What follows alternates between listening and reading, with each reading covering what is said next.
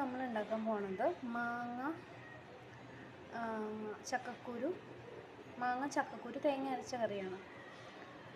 അപ്പോൾ ആദ്യമായിട്ട് നമ്മൾ അത് ചെയ്യേണ്ടത് മാങ്ങയും ചക്കക്കുരും കൂടെ വേവിച്ചതാണിത്. പിന്നെ വേണ്ടത് തേങ്ങയും ഒരു കഷ്ണം മുളകും ഒരല്പം ജീരകം കൂടി ഇട്ട് അരച്ച് വെച്ച മിക്സ്. പിന്നെ നമുക്ക് മൂപ്പിച്ചൊഴിക്കാനായിട്ട് സവാളയും കടുകും, പിന്നെ ആവശ്യത്തിന് മുളക് പൊടി, മഞ്ഞൾപ്പൊടി, വെളിച്ചെണ്ണ,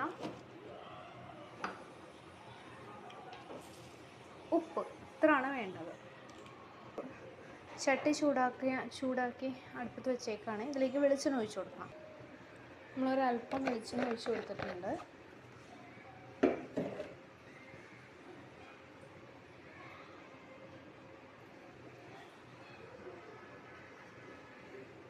വെളിച്ചെണ്ണ ചൂടായി വരുമ്പോൾ നമുക്കൊരല്പം കടുക് ഇട്ട് കൊടുക്കാം.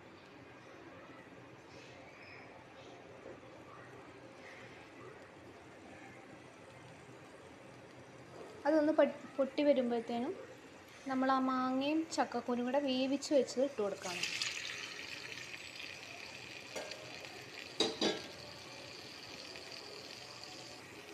ഇതൊന്ന് ചൂടായി വരുമ്പോഴത്തേനും നമ്മൾ അരച്ച് വെച്ച തേങ്ങയും ജീരകം കൂടെ അരച്ച് വെച്ച മുളകും കൂടെ അരച്ച് വെച്ച മിക്സ് ഇതിലേക്ക് ഇട്ട് കൊടുക്കാം.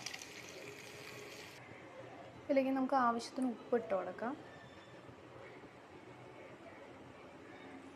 അതൊന്ന് തിളപ്പിച്ചെടുക്കാം. ഇനി നമുക്കൊന്ന് തുറന്ന് നോക്കാം. ഫ്ലെയിം കുറച്ചിട്ടിട്ട്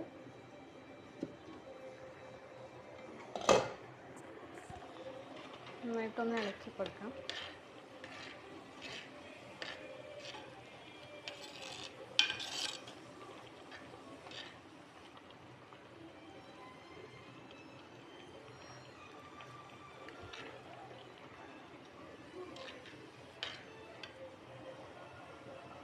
ഉപ്പ് ഒരല്പം കുറവാണ്, അപ്പോൾ ഇച്ചിരി കൂടെ ഉപ്പ് ഇട്ട് കൊടുക്കാം. നന്നായിട്ട് ഇളക്കി കൊടുക്കുക.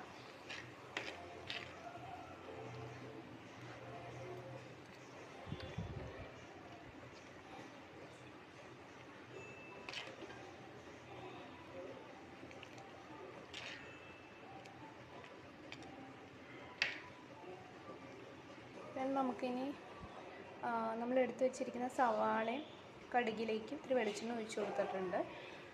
ഇനി നമുക്ക് പൊടികൾ ഇട്ട് കൊടുക്കാം. കടുക് ഒന്ന് മൂത്ത് പൊട്ടുമ്പോഴത്തേനും നമുക്ക് പൊടികൾ ഇട്ട് കൊടുക്കാം.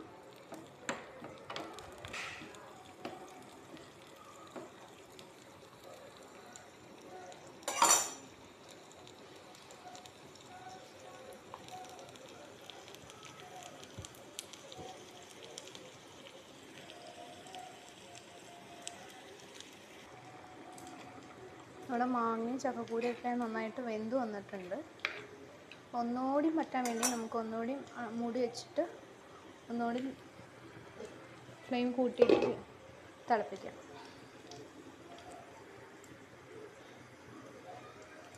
അപ്പോഴത്തേനും നമ്മുടെ മൂപ്പിക്കാനുള്ള ഇതിലേക്ക് പൊടികൾ ഇട്ട് കൊടുക്കാം. നമുക്ക്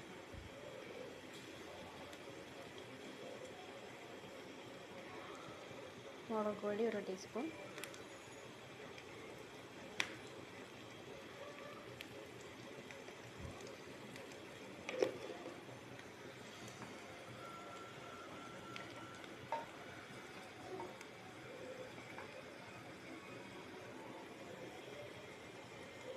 ഒരല്പം മഞ്ഞൾപ്പൊടി,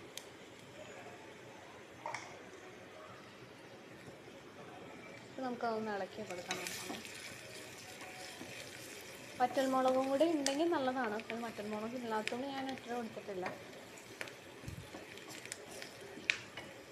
വറ്റൽമുളക് കൂടി ഇട്ട് മൂപ്പിച്ച് ഒഴിക്കുകയാണെങ്കിൽ കുറച്ചുകൂടി നല്ലതാണ്, ടേസ്റ്റിയാണ്. നമ്മളത് മൂപ്പിക്കാനുള്ളത് നന്നായിട്ട് ചൂടായി വന്നിട്ടുണ്ട്. നമുക്കിത് നോക്കാം. നന്നായിട്ട് തിളച്ച് കുറുകി തുടങ്ങി. നമുക്ക് ഫ്ലെയിം ഓഫ് ചെയ്തിട്ട് നമുക്ക് മൂപ്പിച്ചൊഴിക്കാം.